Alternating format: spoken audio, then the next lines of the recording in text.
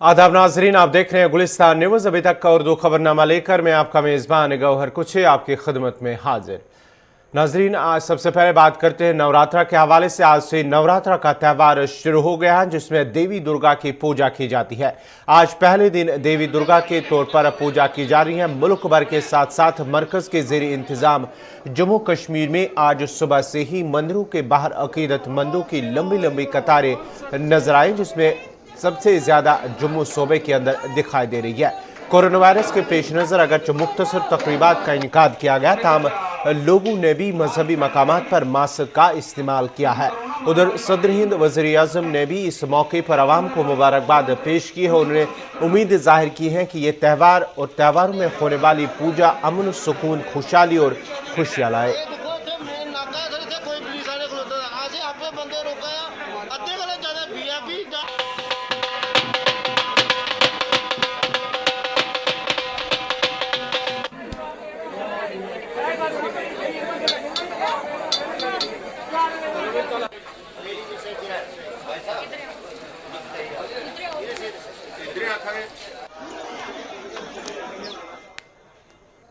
Rajinder Kumar sir. Rajinder जी, किस तरह की दिक्कतें आपको आ रही है? सर मैं तालाब तिलों से सुबह मैं निकला हूँ उधर 5:30 बजे पैदल, लेकिन मैं फिर भी रास्ते में चलते चलते इधर 6 सवा 6 बजे हम पूरे इधर पहुँचे हैं। 6 बजे से इस मेन गेट तक, ये जो शनि वो पीपल के पेड़ के नीचे है, जहाँ तक पहुँचने में 2.5 घंटे लगे, 2.5 के 3 घंटे लगे। जो आ रहा आदमी VIP कार्ड, कोई कुछ, कोई म्यूनसिपलिटी का, कोई डॉक्टर, कोई हर एक हैं, तो सिक्योरिटी वाले आ रहे, कोई कुछ। क्या हम जो लाइन में लगे, क्या गरीब बंदा गरीब ही रहा? VIP गरीब बंदा दर्शन करके जगह दिहाड़ी लगाएगा, बाल बच्चों को खाना देगा। VIP को फिर घर में बैठे तनख्वाह मिल जाएगी। VIP पहले दर्शन, इसलिए आजकल कोई माहौल है, बोलते हैं क्या अरे गरीबी हटाओ, ये तो मुझे लग रहा है ये तो वैसे के वैसे ही हालात है। तो VIP दर्शन दो प्लीज। और देखो सिक्योरिटी वो देखो, पुलिस वाले कैसे गप्पे वाले, इनको लगाया आपने सिक्योरिटी, देखो ना जरा पीछे कैमरा लगाओ ना, देखो जरा इनको 2-2 स्टार लगे हैं। एक वाले वो देखो, कोई है सारा मैप बंद, ये सारे पब्लिक है, इनसे पूछो। सर मैं 2.5 घंटे हो गए सुबह से यहाँ हाथ जोड़ के लोगों से विनती कर रहा हूँ भाई लाइन पे भैया ने बहुत मेहनत की है, सुबह से लाइनें कर रहा है, आगे पीछे कर रहा है, मैं फिर भी अपनी लाइन पे आया हूँ। सब VIP निकल रहे हैं सर। मैम, क्या नाम आपका? मेरा नाम सीमा बख्शी है। मैं जम्मू से ही हूँ। और सबसे पहले तो नवरात्रि की बहुत बहुत बधाई हमारे जम्मू वासियों को और माता रानी को सबसे पहले कि उन्होंने जम्मू वासियों को पहले तो हमारा दरबार खुलवा के रखा, कि दर्शन देने के लिए बहुत बहुत शुक्रिया माता रानी का, और हमारे जम्मू बिट्टे पुजारी जी का बहुत बहुत धन्यवाद है। तो सबसे पहले कि हम लोग ये करना चाहते हैं कि पूरी पब्लिक को, जम्मू वासी को, जितने भी जम्मू वासी हैं सबको, कि सोशल डिस्टेंसिंग बना के रखें, मास्क डाल के रखें। शायद मेरे लिए भी पॉइंट आउट होगा कि मैंने मास्क नहीं डाला हुआ, क्योंकि मैं भी दूरी में हूँ इसलिए। और साथ में सैनिटाइजर, सब चीज़ों का इस्तेमाल करके रखें। जय माता दी। आज नवरात्रा है, क्या मैसेज देना चाहिए आज? जय माता दी। हमारा सभी को यही मैसेज है कि सभी भक्त श्रद्धा से दर्शन करने माता रानी के आए, और माता रानी हम सभी को, सारे जम्मू वासियों को, पूरे हिंदुस्तान को कोरोना से मुक्त करवाए। और जिस तरह से कोविड-19 को देखते हुए यहाँ पे इतना रश है, तो क्या लोगों को मैसेज दोगे कि कितना डिस्टेंस बना के रखें? मैसेज तो यही मैसेज है कि सोशल डिस्टेंस में सभी भक्तजन दर्शन करें और माता रानी से फरियाद करें कि कोरोना से जल्दी जल्दी मुक्ति पाए, और सभी को नवरात्रों की शुभकामनाएं।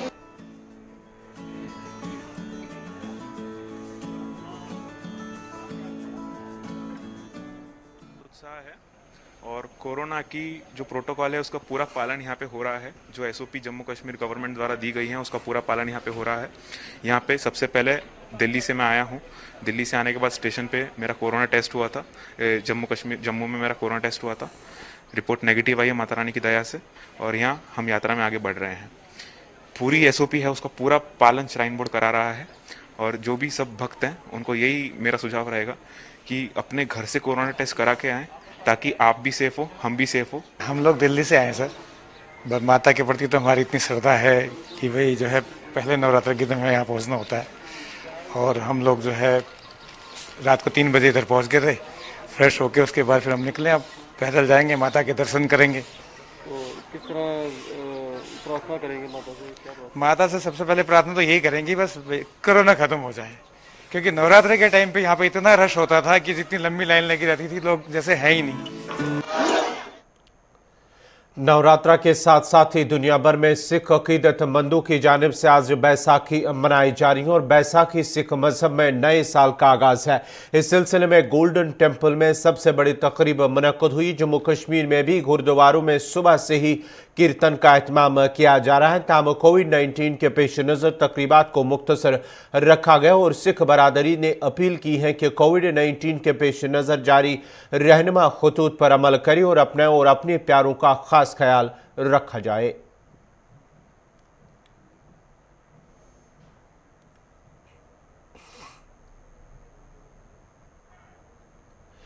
दुनिया भर कोरोना वायरस का कहर लगातार जारी है और गुज़श्ता 24 घंटों के दौरान मुल्क में 1,61,736 नए मस्बत मामले दर्ज किए गए हैं। इसके साथ ही मुतासरा अफराद की तादाद 1,36,89,453 हो गई है। गुज़श्ता 24 घंटों में 889 की मौत के साथ ही मुल्क में वायरस से मरने वालों की तादाद 1,71,058 तक पहुंच चुकी है। कोरोना वायरस से यूरोप में अमवात की तादाद 10 लाख से तजावुज कर गई है। एक रिपोर्ट के मुताबिक 60% अमवात सिर्फ यूरोप के 6 ममालिक में हुई है। बरतानिया में 1,27,100, इटली में 1,14,612, रूस में 1,03,263 और फ्रांस में 99,163 हुई है। जर्मनी में 78,452 और स्पेन में 76,525 अफराद कोरोना वायरस से हलाक हुए हैं। बरतानिया में कोरोना केसेस की शरह में कमी आ रही है क्योंकि उनकी वैक्सीनेशन मुहिम पूरे यूरोप से आगे हैं, जिसमें तकरीबन 60% बालिग आबादी ने कोरोना वायरस की पहली खुराक लगवाई है। बरतानिया वज़ीर आज़म का कहना है कि अप्रैल के वस्त तक 50 साल से ज़ायद उम्र के अफराद को कोरोना वैक्सीन की पहली डोज देने का हदफ कामयाबी से मुकम्मल कर लिया गया है। उधर आलमी इदारे सेहत ने कहा है कि वैक्सीन लगवाने के बाद एहतियाती तदाबीर छोड़ना कोरोना वायरस के फैलाव का सबब बन रहा है।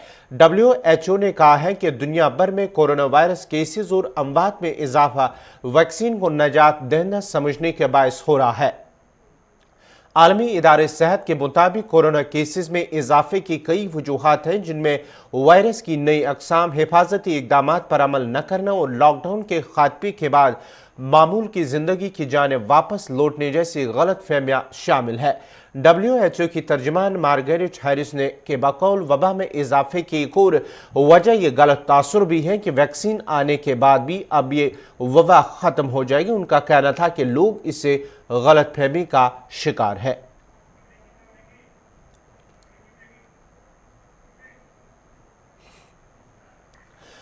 इधर दिल्ली से एक और बड़ी खबर आ रही है तबलीगी जमात के हवाले से, जहां दिल्ली अदालत में आज इस हवाले से एक समाअत थी। कल भी सुप्रीम कोर्ट की जानिब से इस तबलीगी जमात के हवाले से फैसला सुना गया है। निज़ामुद्दीन मरकज़ को आज दोबारा खोला जा सकता है। निज़ामुद्दीन मरकज़ को आज एक बार फिर जो है खोले जाने की तवक्का की जा रही है। दिल्ली हाई कोर्ट आज हतमी फैसला लेगा क्या इससे खोला जाए, लेकिन पहले इस हवाले से इंतजामात का जायज़ा लिया जाएगा। किस तरह के इंतजामात है, अदालती हिदायत पर कल मरकज़ का जो है फैसला लिया गया था। जायज़ा लेने के हवाले से किस तरह के इंतजामात है वहाँ पर, और रिपोर्ट देखने के बाद ही फैसले को अदालत जो है वह अपना फैसला सुनाएगी। वहाँ पर CCTV कैमराज और दीगर इंतजामात के प्रोटोकॉल को फॉलो किया जा रहा है या जाएगा। इस सिलसिले में बाज़ाब्ता तौर पर एक कमेटी तश्कील दी गई है जो इस सारे जो है तबलीगी जमात निज़ामुद्दीन के अंदर वहाँ पर जायज़ा लेने के बाद एक ख़त्मी फैसला भी लिया जा सकता है। और आज दिल्ली अदालत में फैसला लेगा, रिपोर्ट उनके सामने होगी कि किस तरह इंतजामात हैं, उसके बाद ही ख़त्मी फैसला लिया जाएगा। मज़ीद तफसीलात के लिए सीधा चलते हैं अपने नुमाइंदे रहमत कलीम के पास। रहमत, क्या कुछ तफसीलात हैं इस हवाले से तबलीगी जमात के हवाले से, जिससे गुज़श्ता साल अगरचे निशाना बनाया गया, लेकिन इस बार जो है सुप्रीम कोर्ट के बाद ही अब माना जाता है कि दिल्ली अदालत की जानिब से जो है आज हतमी फैसला लिया जा सकता है। जी बिल्कुल, आज उम्मीद यही है कि चूंकि आज रिपोर्ट सौंपनी है जो अदालत की तरफ से दिल्ली हाई कोर्ट की तरफ से बताया गया था, कहा गया था दिल्ली वक्फ बोर्ड को और साथ ही साथ निजामुद्दीन थाने के SHO को जो हिदायत दी गई थी कि वो जाकर के अंदर मरकज़ के अंदर और मस्जिद जो बंगला वाली मस्जिद है उस मस्जिद का जायजा ले, वहाँ क्या कुछ सूरत हाल है, क्या परेशानियाँ और क्या ज़रूरी चीज़ें हैं, उन तमाम चीज़ों का जायजा लेकर के बाकायदा तौर पर एक रिपोर्ट सौंपे, ये हिदायत दी गई थी दिल्ली हाई कोर्ट की तरफ से। तो कल ये टीम पहुंची थी निजामुद्दीन मरकज में, जहां पर बंगला वाली मस्जिद को खुलवाने के लिए, जो बंगला वाली मस्जिद जहां पर आज कल 50 लोग नमाज अदा कर रहे हैं, उस मस्जिद को बाकायदा तौर पर खुलवाने के लिए और मरकज को चालू कराने के लिए जो रिपोर्ट में सौंपी बातें की गई है, वो कहीं न कहीं इशारा कर रही है कि उसमें बहुत कुछ ऐसा नहीं है जिसकी वजह से इनको मजीद ज्यादा दिनों तक इसमें ताले लगे रह सकते हैं।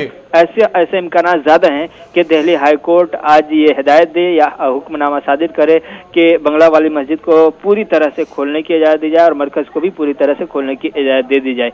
1 साल पहले ही जब कोरोना वायरस का इन्फेक्शन फैल रहा था, तब उस वक्त निजामुद्दीन मरकज को जिस तरह से टारगेट किया गया, जिस तरह से इसको निशाना बनाया गया और बताया गया कि यहाँ से ही सारा कोरोना निकला है, और तरह तरह से मीडिया ट्रायल बाकायदा तौर पर पूरा चला। उसी बीच में एक तरफ जहाँ मरकज हजरत निजामुद्दीन को बंद किया गया, वहीं बंगला वाली मस्जिद जो सबसे अहम मकाम है उस निजामुद्दीन मरकज में, उसमें भी ताला लगा दिया गया था और वो ताला अब तक के लटका हुआ है।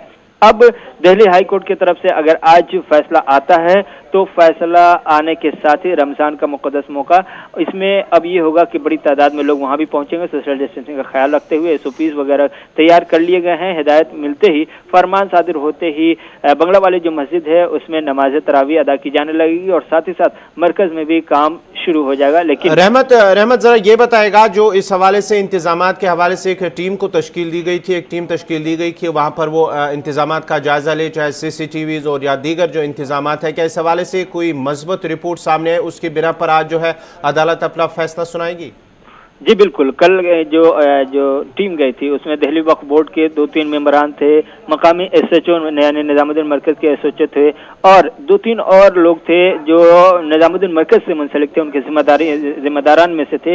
ये पूरी टीम थी, करीब 7 से 8 लोगों की ये टीम जाकर के अंदर जायजा ली, CCTV कैमरे क्या हैं, सोशल डिस्टेंसिंग का ख्याल कैसे रखा जा सकता है, लाइटिंग वगैरह और दीगर चीजें जो हैं जो कोरोना से रोकथाम में मुआविन साबित हो सकती हैं, उन तमाम चीजें जो देखी गई, क्या कुछ जरूरत है, क्या कमियां हैं। तो जाहिर सी बात है आज जब अदालत का फैसला होगा, अगर हुक्म सादिर किया जाता है खोलने का, तो उसमें कुछ शरायत भी होंगे। शरायत क्या कुछ हो सकते हैं, जो कमियां हैं अंदर मरकज के अंदर या बंगला वाली मस्जिद में जो कमियां हैं, उन तमाम कमियों को पूरी करने के साथ ही उसे खोलने की इजाजत दी जा सकती है, जिसमें 5 वक्ता नमाज अदा की जा सकेगी। बहुत बहुत शुक्रिया रहमत कलीम आपका। ये थे रहमत कलीम, तफसीलात फराम करे थे निजामुद्दीन मरकज के हवाले से, जहाँ आज अदालत, दिल्ली की अदालत में आज इसमें हतमी फैसला लिया जा सकता है कि आया इससे खोल दिया जाएगा, नमाज पढ़ने की इजाज़त दी जाएगी। और साथ ही साथ एक कमेटी तश्कील दी गई थी जिन्होंने कल मरकज़ का जायज़ा लिया, CCTV कैमराज और सोशल डिस्टेंसिंग और जो प्रोटोकॉल है उसको फॉलो किस तरह से किया जा सकता है, इस हवाले से कल एक टीम ने वहाँ का दौरा किया और इंतजामात का जायज़ा लिया। कोरोना वायरस का आलमी बहरान का असर इस बात से अंदाजा लगाया जा सकता है कि सिंगापुर से न्यूयॉर्क की दुनिया की तवील तरीन कमर्शियल परवाज में सिर्फ 11 मुसाफिर सवार, जबकि उनकी खिदमत पर 13 रुकनी अमला तैनात है। एविएशन जराये के मुताबिक सिंगापुर से अमेरिका की न्यूयॉर्क एयरपोर्ट के लिए रात 1:26 पर रवाना होने वाली सिंगापुर एयरलाइन की कमर्शियल परवाज सिर्फ 11 मुसाफिर सवार है।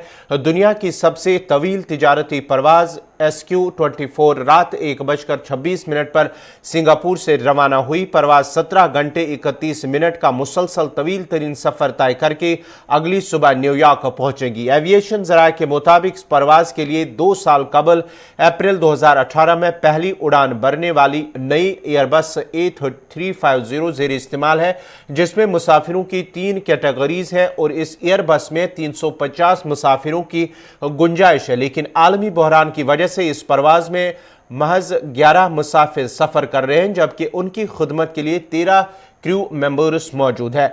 एविएशन जराये के मुताबिक आमतौर पर कम तरीन मुसाफिरों पर परवाज मनसूख कर दी जाती हैं, लेकिन एयरलाइनर्स कोरोना बहरान की वजह से साख बचाने के लिए शदीद नुकसानात पर भी परवाजें उड़ा रही है।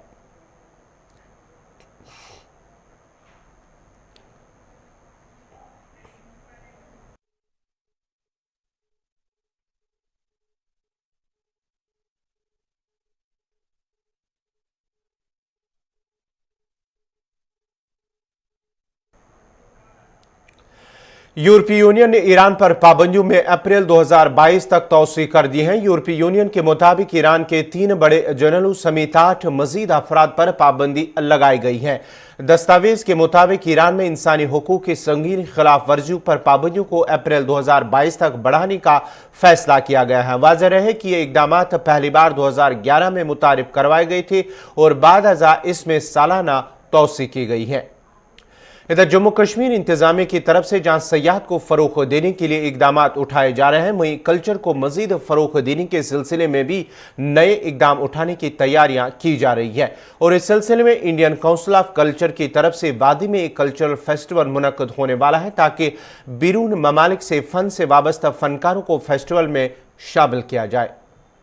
मैं यहीं पे जम्मू एंड कश्मीर में श्रीनगर में आया था कि Indian council of cultural relations के जो एक्टिविटीज़ हैं हम कश्मीर के साथ करते हैं। कश्मीर से कल्चरल ट्रूप्स बाहर ले जाते हैं और फॉरेन कल्चरल ट्रूप्स को कश्मीर में लाने का ये जो तौर तरीका हमारा चल रहा है, इसके बारे में बातचीत करने के लिए यहीं आया था मैं। और दुनिया भर से जो है म्यूज़िक लवर्स हैं, आर्टिस्ट्स हैं, बड़े बड़े फनकार हैं, इनको कैसे हम कश्मीर में लेके आएंगे, तो इसके बारे में काफ़ी डिस्कशन हुआ, काफ़ी प्लानिंग हुई है। जैसे संतूर का हम लोग कोशिश करेंगे, संतूर जैसा आया हुआ है सेंट्रल एशिया से, उज़्बेकिस्तान, ताजिकिस्तान, कजाकिस्तान, ईरान, इन सब जगहों से उनकी लिंकेज है, वहाँ पे भी उसी टाइप के संतूर हैं। कैसे हम इन सबको एक साथ लाके एक बहुत बड़ा फेस्टिवल करें, संतूर की फेस्टिवल। संतूर कश्मीर का इंस्ट्रूमेंट है जो कि बाहर से आया था, बट कश्मीरियों ने इनको बहुत बढ़िया बनाया। जो बड़े उस्ताद थे उस बार तिब्बत बकाल साहब, उन्होंने किया। उसके बाद शिव कुमार शर्मा जी उनको दुनिया भर ले गए, भजन लाल सोपोरी, ये बड़े बड़े नाम हैं यहाँ पे जो कि संतूर को पॉपुलराइज़ किए। हम संतूर की फेस्टिवल कैसे करें, हम सेक्रेड म्यूज़िक की फेस्टिवल कैसे करें, सूफिया कलाम जो है उसकी जो गाना होता है उसको कैसे हम लोग और ज़्यादा करें। और मेन है एंगेजमेंट की, आज के यूथ को कल्चर की ज़रूरत है, हर टाइप की कल्चर। एक है कश्मीरियत है, एक है पॉपुलर कल्चर है, एक है नए मॉडर्न म्यूज़िक है। तो ये सबको कैसे एक साथ लाएं और एक साथ मिला के कश्मीर की कल्चर दुनिया को दिखाएं और दुनिया का कल्चर कश्मीरियों को दिखाएं। ये ICCR की काम है और हम इसमें सबके साथ काम करेंगे, मिनिस्ट्री ऑफ कल्चर के साथ, ministry of information broadcasting, ministry of tourism और यहाँ पे लोकल गवर्नमेंट के साथ। ये जो नया गवर्नमेंट है, मनोज सिन्हा साहब हैं, उनका बहुत इंटरेस्ट है कि जितना ज़्यादा हो सके हम लोग कल्चर का काम कश्मीर। रामबन में महकमे RNB की जानिब से सड़क पर हो रहे काम पर मकामी लोगों ने सवाल उठाते हुए कहा कि सड़क पर जारी काम में गैर मेयारी मटीरियल इस्तेमाल हुआ है, जिसके नतीजे में बिछा गया मैगडम उखड़ गया है। उन्होंने इंतजामिया के अफसरान से भी सवाल उठाते हुए कहा कि काम के दौरान इंतजामिया के अफसरान की जानिब से कोई भी इंस्पेक्शन नहीं किया गया है, जिसके नतीजे में गैर मेयारी काम से अवाम को मुश्किलात का सामना करना पड़ रहा है। जबरदस्त कमाल है, ये देख है नहीं सर, इसमें कुछ भी सही है।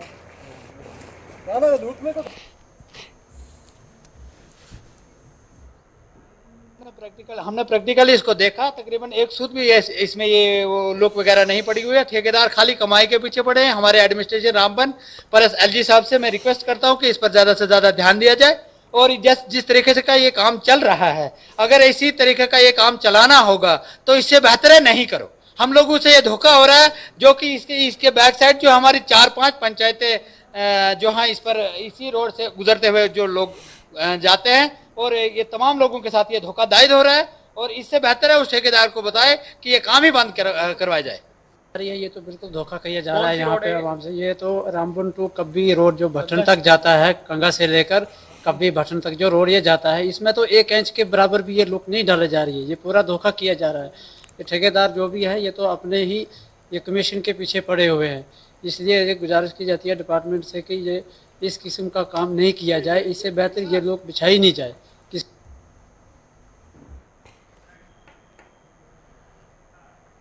इसी के साथ ही अभी तक का उर्दू खबरनामा इख्तिताम पजीर हुआ चाहता है। अपने मेज़बान गौहर कुछे को इजाज़त दीजिए। अल्लाह हाफ़िज़।